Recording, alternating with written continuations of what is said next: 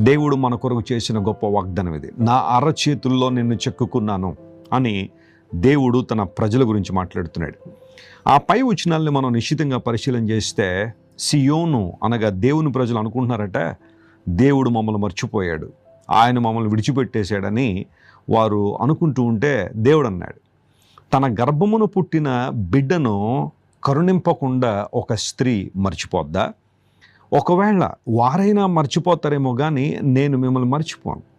ఎందుకంటే నా అరచేతుల్లో మిమ్మల్ని చెక్కుకున్నాను అని దేవుడు వాగ్దానం చేశాడు.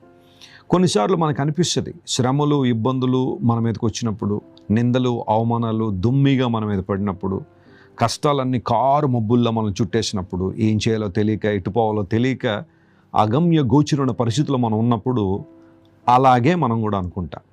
ఆనాడు సియోను అనుకున్నట్టుగానే, ఆ ప్రజలు అనుకున్నట్టుగానే దేవుడు నన్ను మర్చిపోయాడేమో, ఆయన నన్ను విడిచిపెట్టేశాడేమో, అందును బట్టి ఈ కష్టాలు, ఇబ్బందులు, ఈ ప్రతికూలతలు నా జీవితంలోకి వచ్చేసాయి అని కొన్నిసార్లు మనలో మనం అనుకుని ఇంకా కృంగిపోతూ ఉంటాం, ఇంకా బాధపడుతూ ఉంటాం, కష్టాలను శ్రమలను చూసి ఇంకా భయపడిపోతూ ఉంటాం. అయితే లేఖనం సెలవిస్తూ ఉంది, దేవుడు తన ప్రజలు మర్చిపోలేదు. ఎందుకోసం అంటే నువ్వు ఆయన రక్తంలో కడగబడ్డావు, ఆయన రక్తం ద్వారా కొనబడ్డావు. ఒకప్పుడు పాపంలో జీవించిన మనం, లేదా లోకంలో జీవించిన మనం యేసు ప్రభువును మన సొంత రక్షణగా అంగీకరించిన తర్వాత, ప్రభువా నీవే నా ఆధారం, నీవే నా సమస్తం అని ప్రభువుని గట్టిగా పట్టుకున్న తర్వాత ఆయన మనల్ని విడిచిపెట్టట్లేదు.